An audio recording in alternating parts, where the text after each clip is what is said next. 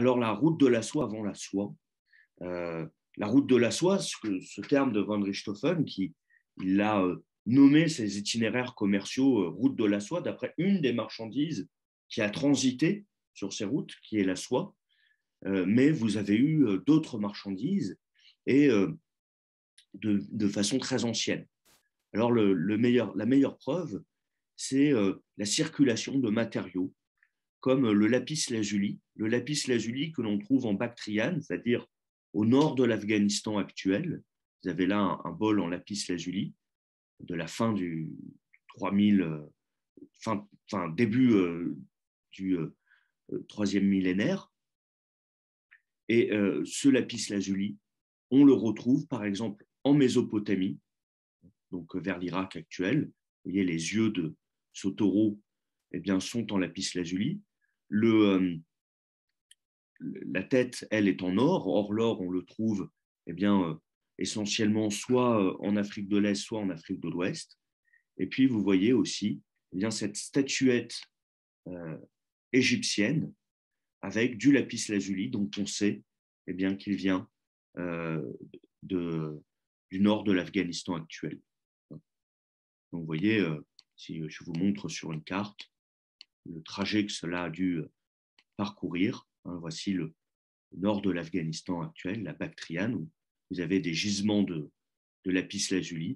Vous voyez que c'est arrivé jusqu'en Mésopotamie, ici, entre le Tigre et l'Euphrate, et jusqu'en Égypte. Et vous voyez, déjà au troisième millénaire de notre ère, donc, déjà une circulation de matériaux.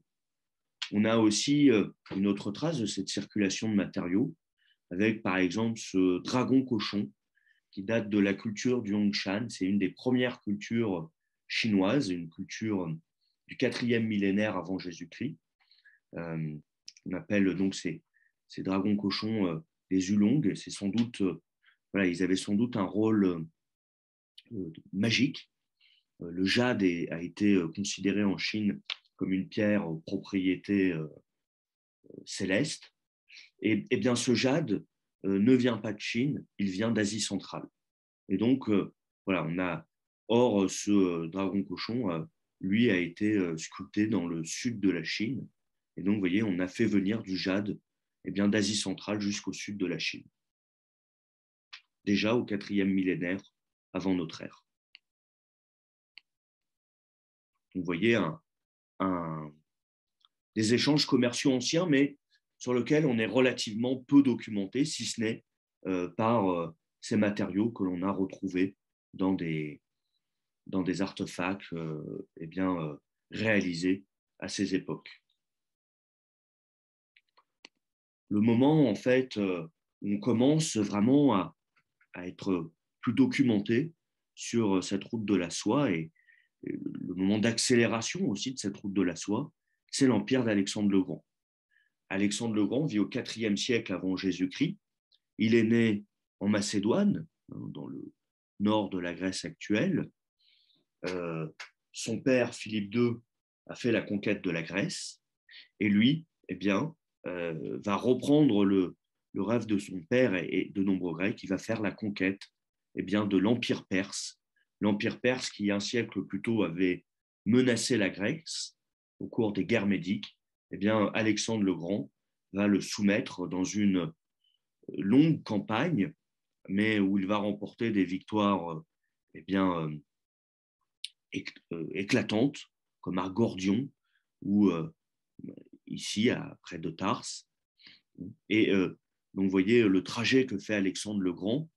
Il va d'abord en Anatolie, puis il descend, fait la conquête de l'Égypte et remonte pour à Gaugamélès remporter une victoire décisive sur Darius II, l'empereur de Perse, ce qui lui permet de prendre le contrôle de Babylone et de Suse, la nouvelle capitale perse, puis de Persépolis.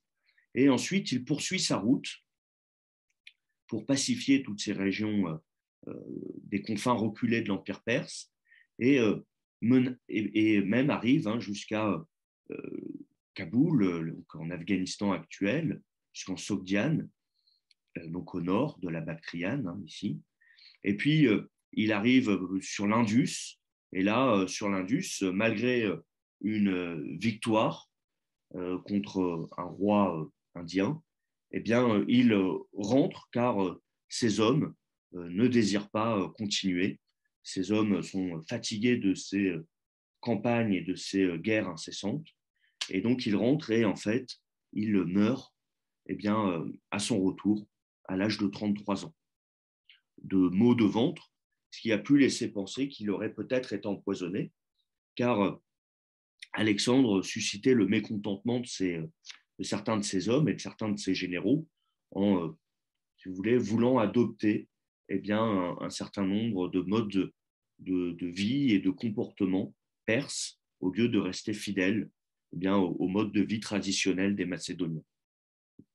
Alors, par exemple, il s'habillait à la perse, donc avec des pantalons, il a épousé une princesse perse, Roxane, et il a demandé à 10 000 de ses hommes, les hommes célibataires, d'eux aussi épouser des Perses. Hein, donc une volonté, si vous voulez, de syncrétisme qui eh bien, a pu mécontenter.